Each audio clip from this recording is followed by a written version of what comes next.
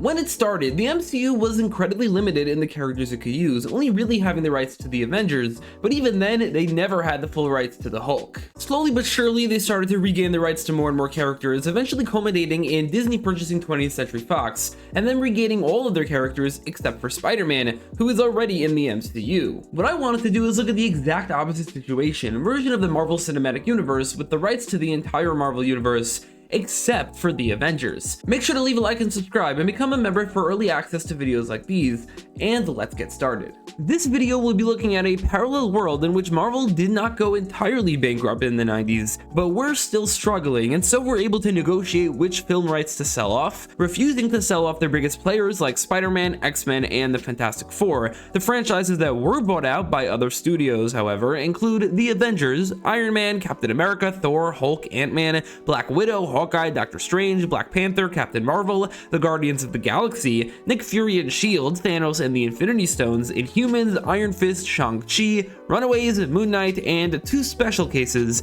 which will act as counterparts to the Hulk and Spider-Man. Other studios do have the rights, but they do appear in this saga. I'll get to it. We'll also get to this, and I'm sure you've heard about this game before, but now is a better time than any to jump on board, as they're celebrating their 6th-year anniversary and giving away insane giveaways that I wish I had when I began to play Raid Shadow Legends. By using my link or QR code, you receive Epic Heroes Zargala and other goodies worth $60, and adding one of 4 special anniversary edition promo codes within 48 hours of downloading via my link, you could choose between 4 different legendary champions: Supreme Gallic, Sun Wukong, Alice the Wander, and Loki the Deceiver. I'm sure there are plenty of people who watch my videos who would love to use Loki specifically. This is a limited time offer that you don't want to miss. For anybody already playing the game, and also anybody who isn't, you can use the code Gameleap for even more extra rewards. But why should you play now? Well, with this Kickstarter, you could join 5 million monthly users and advance really quickly in the game through the campaign, dungeons, clan boss, and arena, and jump straight into the super fun gameplay, the AAA graphics, the recently added really good quality of life updates like background battles to remove grinding, the mind-bogglingly endless amount of content, and by far the most advanced PvE mode out there that makes for never-ending, engaging, fun content.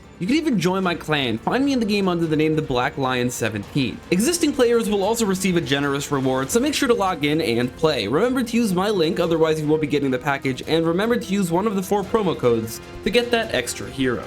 Because this is made by Marvel themselves, this will still be the Marvel Cinematic Universe. The saga, however, will not be the Infinity Saga. The name will be revealed later, but as a hint, there won't be phases. Instead, there will be books. Also, because this is Marvel, we don't have to worry about waiting too long to make a film in a certain franchise, because rights can't revert to anywhere else. Over time, some of the rights from those other studios will revert back to Marvel like they did in the real world, but like in the real world, they never made a movie with that, only TV shows. And while I will get to the TV shows, I won't be mentioning that because that's already too complicated. Finally, this is all assuming that none of these franchises got movies in the 21st century prior to this timeline, aside from the counterparts to Hulk and Spider-Man, which are not Hulk and Spider-Man. The first Spider-Man movie ever would come out during this timeline. A timeline that will be sticking closely to the Infinity Saga structure, not adding any movies, but however rearranging when needed. The universe and book 1 would begin in 2008 with Fantastic Four, which would push the real-world movie back 3 years and give it a different story. However, the cast remains because it's pretty much a perfectly cast Fantastic Four. The movie tells the Four's origin while keeping its primary focus on Ben Grimm, because I like the idea of each member getting a project where they get the focus. And when it comes to their origin, the Thing is definitely the character with the most compelling story. This will also connect to the villain, as Ben is accepted by and falls in love with Alicia Masters, whose father, Philip Masters,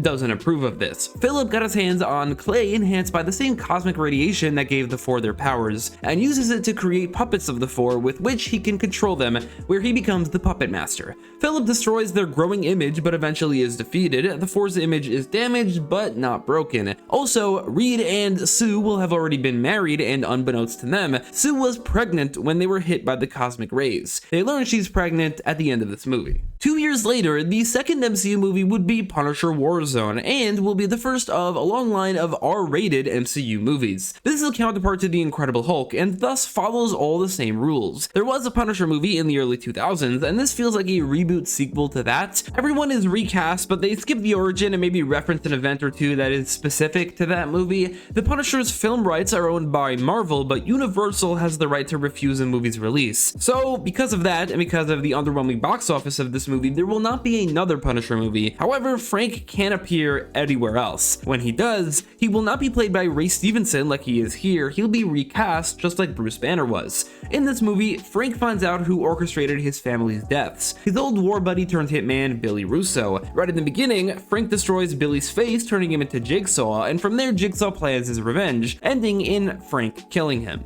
A few months later, Fantastic Four Doomsday, putting primary focus on Reed Richards while introducing Victor Von Doom, who will have been referenced in the end credit scene of the previous movie. Doom will be played by the actor who played him in these movies, Julian McMahon, but only physically. When he is masked, like he usually is, he'll be voiced by someone else, like how Darth Vader was created. The movie will show Doom's origin, being given a scholarship at the Hageman State University where he meets Reed Richards. Doom puts together an experiment, Reed warns him it'll go wrong, Doom did it anyway, and it blew up, destroying his face, to the point of never showing it again. Believing Reed did this to him, he swore revenge, spending the next decade learning magic, building himself an enhanced iron suit, and then also Doom bots with the only ambition of killing Reed Richards. Meanwhile, it's revealed that Sue gave birth to Franklin Richards. The Fantastic Four take down a villain named Mole Man before Reed, focusing more on work, discovers the alternate dimension which was the source of their abilities, the negative zone. The cosmic rays coming through to our dimension hint towards greater danger to come, so the Fantastic Four explores this strange dimension to see what's wrong, leaving Franklin to be babysat by Agatha Harkness, who, if you don't know, in the comics, that's how she originated, as Franklin Richards' babysitter. Doom kidnaps Franklin, leading to a fight with the Fantastic Four. When Doom finds out about the negative zone, he himself goes into it. Then, while jumping into another dimension, he sees a vision of the future, one where he rules the world. Unlike the Fantastic Four, Doom's presence was noticed. He escapes before he can be attacked by a mysterious insectoid shadowy figure.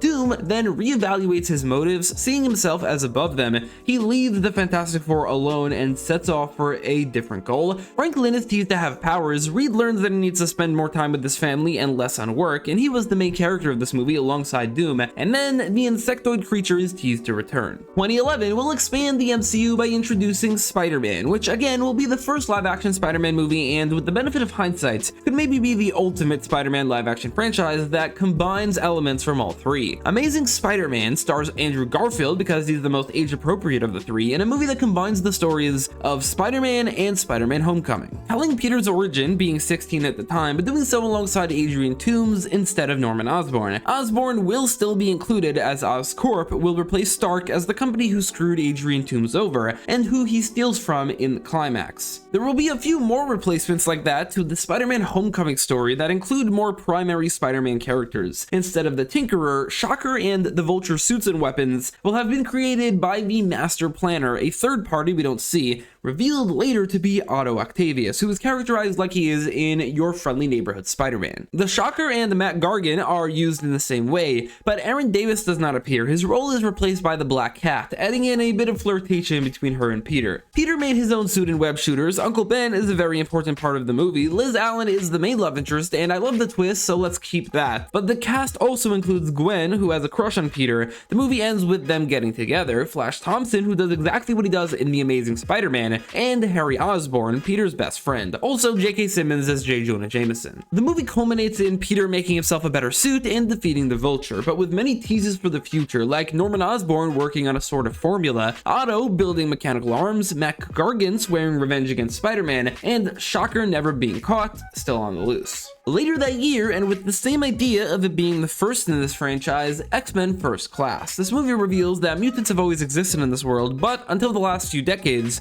they've been few and far between. Following this mutant uptick, two veteran mutants, Charles Xavier and Eric Lencher, come out of the shadows to form two clashing groups with opposite ideals. The first class of X-Men include Beast, Storm, Cyclops, Jean Grey, and Iceman, using a mix of real actors from the prequels or fan casting when necessary because there isn't an age-appropriate appropriate actor for them. Meanwhile, there's the Brotherhood of Mutants, consisting of Magneto, Mystique, Pyro, Juggernaut, Toad, and Blob, all played by the actors who played them in the original X-Men trilogy, plus X-Men Origins Wolverine, but Juggernaut is as big as he was in Deadpool 2. Beast would have the same story, mutating over the course of the movie, while the climax of the movie is that of X-Men 2000, taking place at the Statue of Liberty. Without Wolverine, Cyclops is the main character throughout most of the X-Men franchise. I'll explain later where Wolverine is. And finally, for book 1, things are a bit different here. The universe doesn't consist of a bunch of solo movies that lead into Avengers movies. There have already been 3 team movies, and to combine every franchise together here sounds wild. Instead, the Avengers will be replaced by a team-up movie called Spider-Man and the Fantastic Four. The X-Men are not a part of this at all, but don't worry, later on there will be X-Men crossovers. The insectoid shadowy figure is confirmed to be Annihilus, the ruler of the Negative Zone. Due to the events of Doomsday, Annihilus is able to peer through a dimensional rift and set in motion an interdimensional invasion of New York City, with the goal of extracting the energy of Earth to gain immortality. Annihilus is able to peer through just enough to use negative energy to take control of the Fantastic Four, who irradiate negative energy because they were radiated by those cosmic rays, and then he uses them to build a portal through dimensions. Meanwhile, as Peter and his aunt struggle to pay rent, Peter comes up with the idea of maybe going to join the Fantastic Four for a paycheck. On the way to the Baxter building, he comes across a villain named Electro, who he quickly defeats, and whose mysterious origins will be important to another movie. When Peter arrives at the Baxter building, he finds the Fantastic Four in their controlled state. Peter somehow manages to snap Johnny specifically out of the control, and then the two team up, this being Johnny's movie focus. After retreating and then regrouping, Spider-Man and the Human Torch team up against the Thing and the Invisible Woman on top of the Baxter building while Reed builds the portal. Meanwhile, Doctor Doom is given his own subplot. Revealed to have gone to Latveria, Doom ushers in a violent and bloody revolt that ends with him on the throne, just in time for Annihilus to come through with an army of insectoid creatures in New York City. Spider-Man and the no longer controlled Fantastic Four team up, then joined by Doombots, and while a lot of damage is caused, they're able to win the day. To do so, the Thing destroys the portal, and Johnny unleashes a supernova attack in the sky, killing Annihilus while taking a lot out of him, but he's mostly fine. Peter is offered a place on the team, but ultimately declines when he finds out they offer no pay. Desperate for money, Peter notices an ad from the Daily Bugle looking for pictures of Spider-Man. Also teased that something fell out of the portal and onto Peter that will become important later. Book 2 begins with X-Men Extinction, focusing on the X-Men's dream being put to the test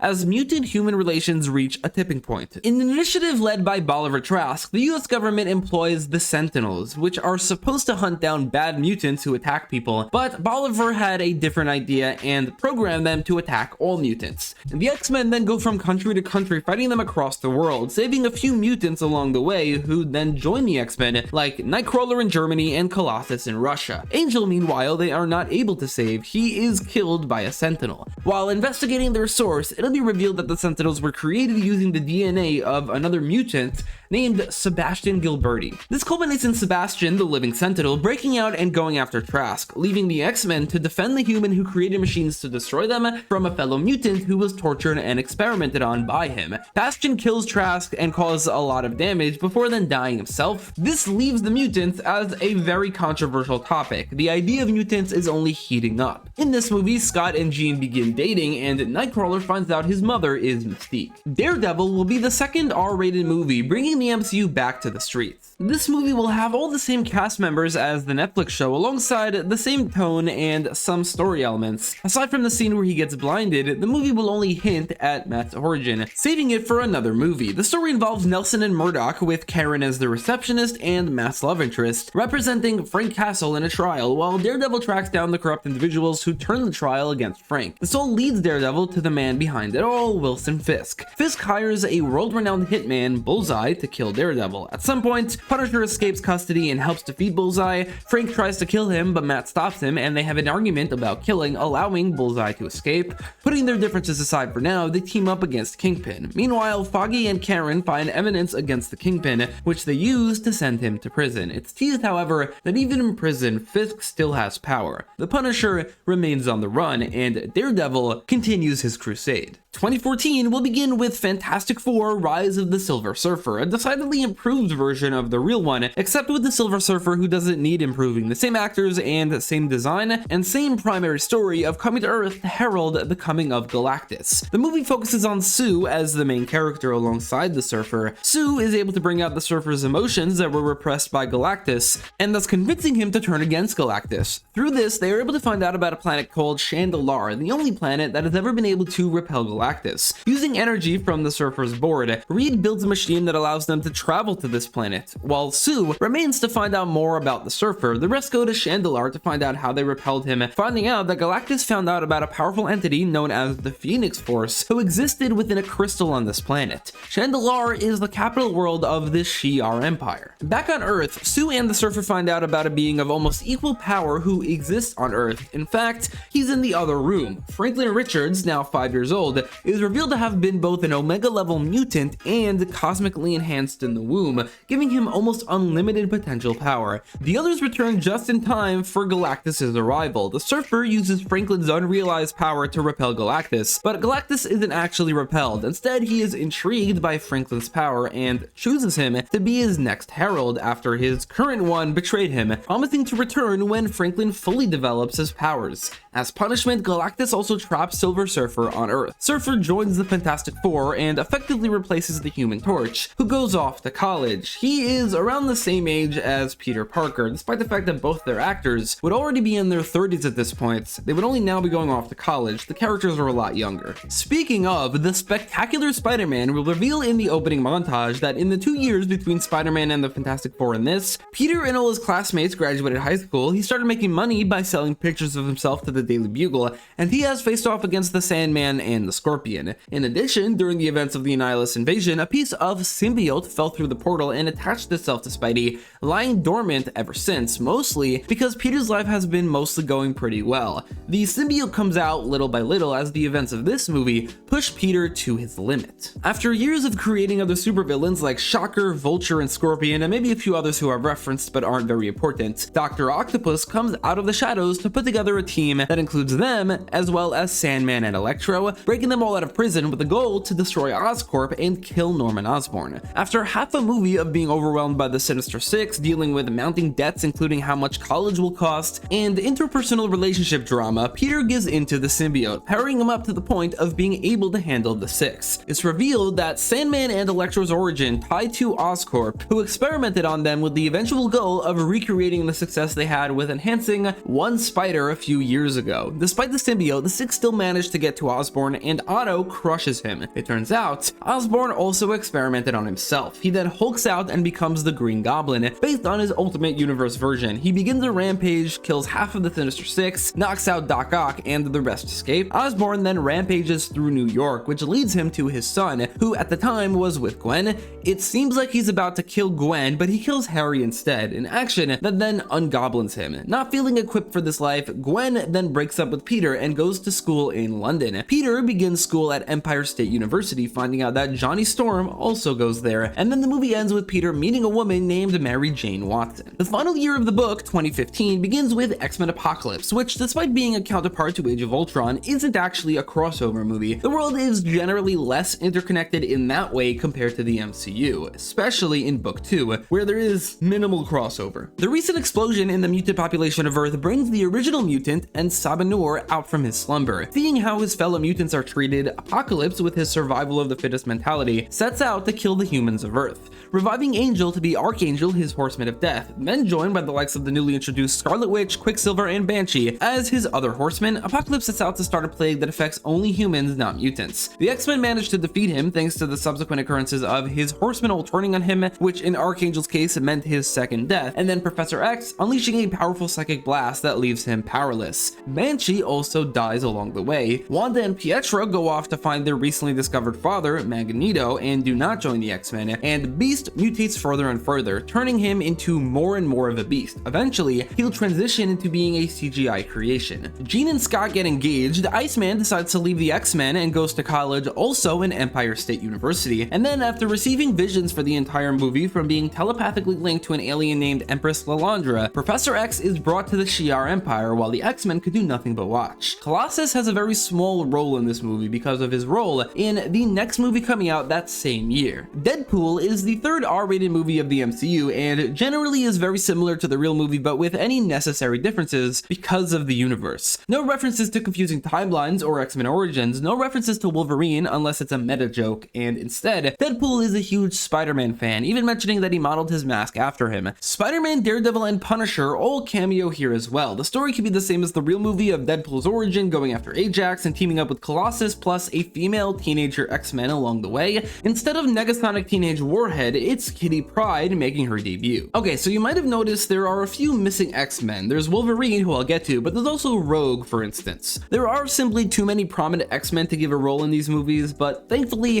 the MCU also had a few TV shows, and each one will have a counterpart here. Hellfire Club will be a 7-season long TV show that focuses on Sebastian Shaw, Emma Frost, and Donald Pierce, featuring MCU characters in an episode or two here and there, like Magneto, and introducing some heroes along the way like Psylocke, Polaris, and a few less prominent members of Alpha Flight. Some executives at Marvel would attempt to implement Alpha Flight as the replacement for the Avengers. The Avengers would then be minimized in the comics, in cartoons, and video games, and an Alpha Flight movie would be in development for Book 3, despite the fact that Kevin Feige was never really a big fan of that idea. Eventually, Alpha Flight was retuned into a really awful one-season TV show in 2017, and the Avengers were not replaced. A spin-off to The Amazing Spider-Man, Black Cat would have her own 2-season TV show from 2015 to 2016, in which Felicia will learn about her father's criminal connections and eventually face off against the crime boss Hammerhead. In season 2, she'll deal with Silver Sable. The Netflix shows will all be replaced by X-Men related characters, and instead of the Defender saga, we'll have the X-Force saga. First is Gambit, a 3-season TV show featuring the main villain's new son, Odessa Drake and the Thieves Guild, and Mastermind. Season 2 will also introduce a character named Legion, who will get a 2-season spin-off in 2017 featuring the Shadow King as the villain of both seasons. He is also the son of Professor X, unbeknownst to Professor X. In between, there'd be a 3-season Rogue TV show featuring the main villains Belladonna, Pandemic, and her mother Destiny. Maybe later on they could reveal the connections between Mystique and Destiny, and therefore Rogue and Nightcrawler. However, for now, these worlds would remain mostly separate. Gambit would appear in a recurring role in season 1, but the two are also mostly separate throughout these shows, like how Jessica Jones and Luke Cage have their own separate TV shows. Rogue would remain without her Miss Marvel enhanced powers in these shows, but that's also something that can come later. These characters are all a bit more grounded than they typically are in the comics. Bishop would be a 2-season TV show featuring Strike and Trevor Fitzroy as the villains, while Cannonball would be a 2-season TV show featuring Avalanche and Vanisher as the villains. The 4 shows would then come together with X-Force, a 1-season TV show featuring the Thieves Guild, led by an original character named Alexandra Reed, who's then killed by Gambit's father, Jean-Luc Lebeau, who takes over the Thieves Guild. These shows remain entirely separate from the rest of the MCU and do not connect to the big events. Later, Gambit would also continue with a sequel show, which would also feature Rogue in a prominent role. There'd then be a 3-season New Mutants show featuring all the characters from the original movie, aside from Cannonball, who's replaced by Negasonic Teenage Warhead, and then a 2-season Spider-Woman show featuring Jessica Drew. These characters have no connections to anything else, or at least not on screen. With the New Mutants, for instance, Magic is Colossus's brother, but that's another thing that could only come up in maybe the next saga. And that brings us to Book 3, starting with Daredevil Born Again. In this movie, Kingpin is revealed to have taken over his prison and found out that Matt is Daredevil. Matt's life unravels as Kingpin attacks everything he holds dear. Foggy and Karen barely make it out alive from an attack which was on the street. They are saved by Spider-Man, who just so happened to have been around and on patrol. Fisk is able to do all this thanks to having allied himself with the Hand. We meet the Chased, including Matt's old mentor Stick and his ex-girlfriend Elektra, who he then gets back together with. Recruiting the Punisher, Daredevil and the Chase face off against and defeat Nobu, the leader of the Hand. Stick hints at a greater conflict as it's revealed that they were only one finger of the Hand. This will lead into a 3rd Daredevil movie,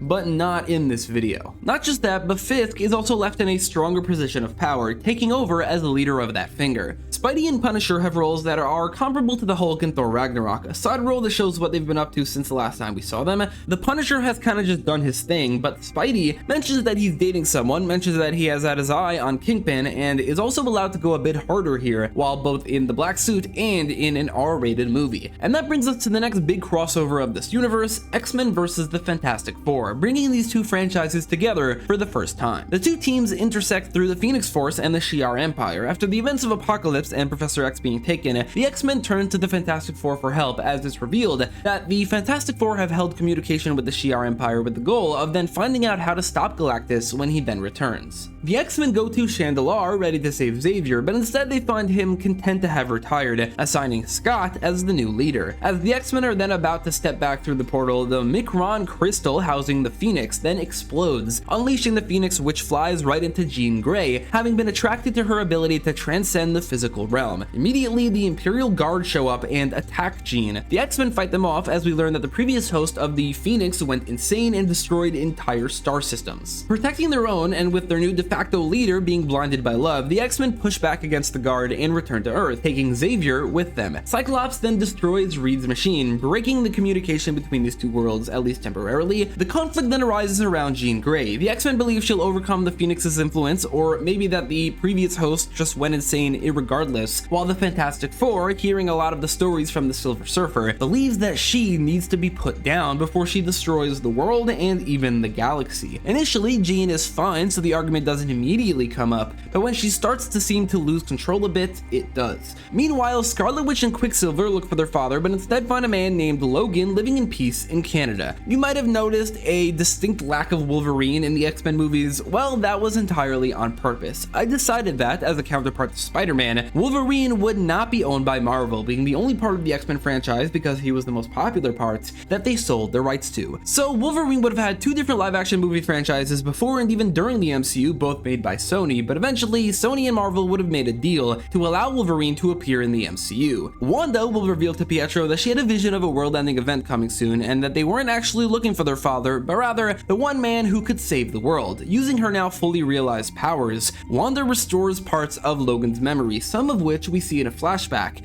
and recruits him to their cause. Eventually, a fight breaks out for the fate of Jean Grey. The current Fantastic Four lineup is joined by Wanda, Pietro, and Logan against the current X-Men lineup. Eventually, Jean fully loses control and truly becomes the Dark Phoenix. The reason Logan was recruited is that with a skeleton made out of adamantium, not even the Dark Phoenix can fully kill him. With Dark Phoenix at her full power, only Silver Surfer, Scarlet Witch, and Wolverine could even get close. Wanda and the Surfer then clear a path through a surge of energy, leaving Logan to stab Jean. Cyclops did have the opportunity to stop him, but he does choose not to, allowing her to die. The Phoenix then leaves Jean's body and is captured by a machine made by Reed named the Ultimate Nullifier. Reed believes that with the power of the Phoenix inside of it, the Ultimate Nullifier might even be powerful enough to kill Galactus. Unlike its real-world counterpart, this movie does not end with the superhero world in shambles. The X-Men did suffer a big loss, but they also gain a new member, and the two teams did not have the best first meeting, but a connection now has been established. It wouldn't make sense for their first meeting to also be then where they fall apart.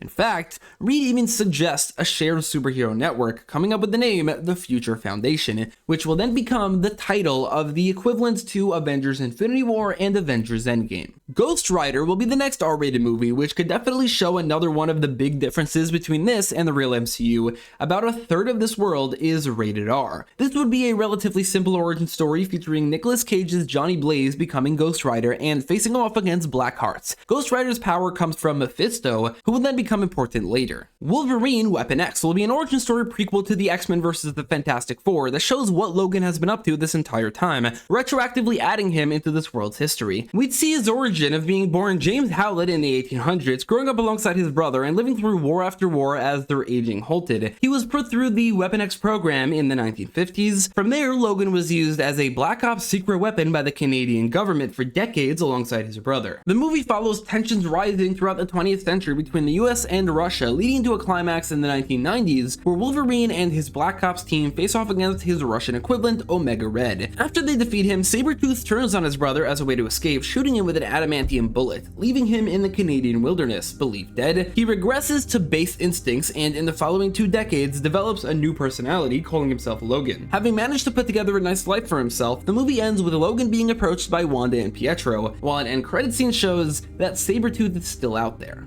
Ultimate Spider-Man will be a sort of mini crossover movie featuring Human Torch and Iceman as supporting characters. We'd learned that Peter and MJ have now been dating for 2 years and now live together, while Peter still sells pictures to the Daily Bugle, where he's developed a friendship with a reporter named Eddie Brock. Up until this point, the symbiote has only affected Peter as Spider-Man, making him a bit more of a violent vigilante and at times short-tempered. But up till now, this hasn't affected his personal life. That will change during the events of this movie, because of Kraven the Hunter, who comes to New York to hunt the greatest prey, setting traps and using strategies to overcome Spidey's greater strength. Kraven beats him, buries him, and becomes the new Spider-Man to prove his superiority. Human Torch and Iceman team up with Spider-Man against a villain named Vermin, but soon realize he's not the real thing. Bobby and Johnny search for Peter, while Peter then fights for his life to dig himself out. Meanwhile, Eddie Brock follows a story that leads him to Spider-Man, but as he gets in Spider-Man's way, Spider-Man attacks and knocks him out, paralyzing him along the way. Peter breaks out and tracks down Kraven, unable to control himself due to the growing influence of the symbiote. Peter beats Kraven nearly to death, ripping the Spidey mask and symbol off his costume,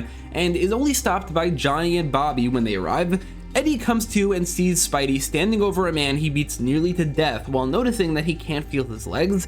Blaming the symbiote for his wrath, Peter rips it off and Johnny incinerates it. The trio then leave, not noticing Eddie, but a piece of the symbiote survived and attached itself to Eddie. Both the symbiote and Eddie, fueled by hatred for Spider-Man, become Venom. The symbiote tells Eddie that Peter is Spider-Man, but deliberately leaves out anything to do with Kraven. Feeling guilty for almost crossing that line, Peter quits focusing on his relationship and school, but Venom tortures Peter from the background, including traumatizing MJ. In the climax, Bobby and Johnny team up against Venom, leading to Spider-Man's triumphant return in a new red and blue suit created by MJ, and an epic battle commences. However, when Eddie finds out about Kraven and the full story, he takes control of the symbiote, forgives Peter, and leaves to forge a new path, maybe getting his own movie. 2018 will begin with Blade, R-rated and coming out when Mahershala Ali would have been a bit more age-appropriate. The movie features Blade hunting vampires, meeting Dracula's daughter Lilith, and learning of his origin. His father, Lucas Cross, was a Latverian vampire. Blade and Lilith go to Latveria, meet Dr. Doom, who allows them to hunt Lucas, and eventually, Blade kills his own father. However, Blade is then himself captured by Dr. Doom. This would be a good time as any to reveal that the reason this universe is broken up into books is because these 11 years of movies come together to form the Books of Doom. Dr. Doom is the equivalent to Thanos and the Big Bad, and his appearances throughout are the equivalents to the Infinity Stones. As a direct follow-up to that, and as an equivalent to Infinity War, we have Future Foundation Doom War. Bringing together most of the universe, it's revealed that the Future Foundation has been founded and that they recently recruited a few more heroes, like Spider-Man. With all these heroes present, focus is mostly put on Reed and a few of the X-Men, but the true protagonist is Dr. Doom. We see Doom's origin prior to meeting Reed. He grew up in Latveria under the ruthless rule of Baron Sabat, who killed his father. His mother, a witch, then had her soul taken by Mephisto. This movie follows a series of events of Doom using magic and tech, manipulating himself into a position of being able to steal Mephisto's power and save his mother,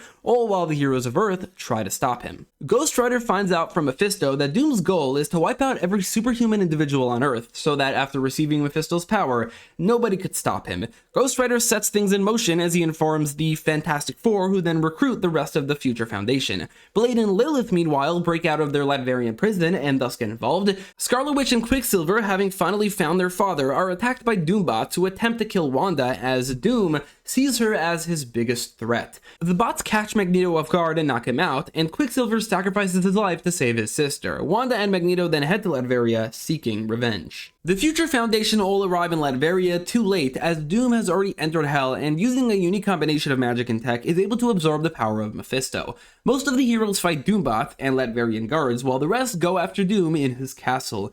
Doom easily overpowers them with Mephisto's power and even kills Colossus and the Human Torch. Hungering for more, Doom sets his sights on Silver Surfer and the Scarlet Witch, ripping the Surfer off from his board and breaking it in half to absorb the cosmic power, and then draining the life force out of Wanda to absorb her power. Doom is now nigh omnipotent. Realizing how powerful Doom is now, Reed orders a group of heroes to use the X-Men's jet to fly back to the Baxter Building to get their hands on the ultimate nullifier, the only thing that he believes might defeat Doom. Hearing this from afar, Daredevil calls in his much closer to the Baxter Building allies from New York, the Punisher and Elektra, to break into the Baxter Building and do exactly this. Now all-powerful, Doom controls the heroes of Earth into submission, all while telling them that they'll thank him. Doom reveals that he saw in a vision that Galactus is returning, and then after he takes Franklin, he'll eat Earth anyway. Only Doom has the power to stop him, and he might be right. In a self-fulfilling prophecy moment, when Franklin Richards finds out that the Human Torch, his uncle, died, the emotional turmoil that comes over him unleashes his powers, prompting Galactus's return. Galactus is then met by Doom. Doom kills him and steals his power, and then becomes an actual god. Doom returns to Earth to fulfill the full vision, unleashing a powerful blast of energy that covers the planet, reforming it into a world under Doom. Victor Von Doom rules the newly named planet of Latverion. Cyclops, however, arrived at the Baxter Building in time to touch the Ultimate Nullifier, saving him and the entire Baxter Building from this reality change. But not Franklin Richards, who after manifesting his powers flew off and then was affected by the reality change, where he and his family were turned into Dr. Doom's family, while Mr. Fantastic was kept as a trophy for Doom to torture. Then, behind the scenes, they'd hint that the main characters of the two movies that released between the finales will be important to the finale. Both of these movies are R-rated, and the first of them is Deadpool 2. Similar to the real movie, Deadpool would protect a kid named Fire Fist from the time-traveling cyborg from the future, Cable. Cable is revealed to be the son of Cyclops and Jean Grey, but he hasn't been born yet and Jean is dead, hinting that Jean will return. Also introducing Domino, and in a larger role than the real movie, as the rest of the X-Men do not appear. Aside from that, the ending would be similar, leaving Cable stuck in the past. However, the end credits show Deadpool tinkering with Cable's time machine and being sent to the very near future, finding himself in a rewritten reality. And the final year of the Books of Doom is 2019, starting with Venom, which would follow Eddie Brock as he turns into an anti-hero and faces off against his symbiote's offspring, Carnage, which has bonded to serial killer Cletus Cassidy. The movie would be dark and brutal, would end with Venom killing Carnage, and would hint at the symbiote's cosmic origins that hint at a greater power, which would allow Venom to be unaffected by Dr. Doom's reality change. And finally, Future Foundation: The Last Stand, the Endgame equivalent. We start with Deadpool and Venom separately finding out about the newly created world of Latverion, while the heroes at the Baxter Building come up with a plan to use the Ultimate Nullifier against Doom. Everything is under Doom's rule. The world is built in a way that prevents any interference from space, and some of the heroes of Earth are placed as powerless citizens within Doom's kingdom. Venom finds Spidey and uses their symbiote connection to give him his memories back. Everyone else are practically new characters who live in the medieval-style kingdom. One team led by Cyclops and another led by Spidey separately trek through the lands of Latverion while being hunted by Sentinel Doombots to recruit the heroes to their cause, mostly doing so in such a way that's to convince them to overthrow their dictator. At some point, Beast sacrifices himself against Sentinels to allow the rest of the heroes to escape and make it to Doom's castle. Reed plays into Doom's hand and taunts him regarding the fact that Doom didn't fix his face, and then into a fair fight. While Reed and Doom are beating each other senseless, the heroes arrive at Doom's castle and are attacked by Doombot Sentinels. They try to use the Ultimate Nullifier but are stopped by a Sentinel. The Punisher is able to get his hands on the Nullifier and push through the Sentinels to accomplish their real goal, releasing Doom's cosmic power from him. This action kills Frank and also lets the Phoenix out of the Ultimate Nullifier. The Phoenix overtakes Cyclops while Spider-Man receives Doom's power cosmic and becomes the Cosmic Spider-Man. Using this power, Peter gives all the heroes their memories back and also their costumes, and Scott teleports them all to the battlefield to fight an army of Sentinel Doombots and Dr. Doom himself. He's powered down without the power cosmic, but still with the power of Mephisto, Scarlet Witch, and his original powers and suit, which were nothing to scoff at. Ultimately, using Doom's tech and magic, Reed is able to draw all the power into himself and uses it to restore the world to what it was, killing Doom in the process. The power proves too much for Reed, who succumbs to its energy and dies himself. The powers then all return to their rightful owners, the Phoenix into the Ultimate Nullifier, and with both Wanda and Galactus being revived. However, Galactus then leaves Earth alone, in genuine fear of what its people can do. No other planet has ever defeated him. Galactus leaves to search for a new herald, meaning Doom's rule did actually save Earth, but removing him from rule did not reverse that. A funeral is held in Reed's honor, with the Fantastic Four having lost most of their members. Spider-Man agreed to join, forming the new Fantastic Four. The X-Men also mourn their dead, but carry on to protect the next generation of mutants. It'll be explained that Doom only changed the memories of the heroes. Everyone else simply recalls being under the rule of a dictatorship for a few months, which is the big world-changing event equivalent to the blip. And finally, the epilogue to the Books of Doom, Wolverine Days of Future Past. This movie jumps around a decade into the future and follows the consequences of Doom War. Reed's reality change didn't change Doom's influence on the Sentinels. In the future, the Sentinels have evolved even further and have managed to kill all but a handful of mutants. Wolverine is sent back in time by Cable to prevent the future, possessing his old body, returns to the present day right after The Last Stand. Wolverine goes on a mission to stop the Sentinels now before they could go any further. The mission takes him to Japan, where he meets Sunfire and battles Silver Samurai, but eventually Wolverine manages to kill the man responsible for the Sentinels' future evolution, the movie's main villain, Cyber, doing so just in time, just like the real movie, as the two timelines continue simultaneously.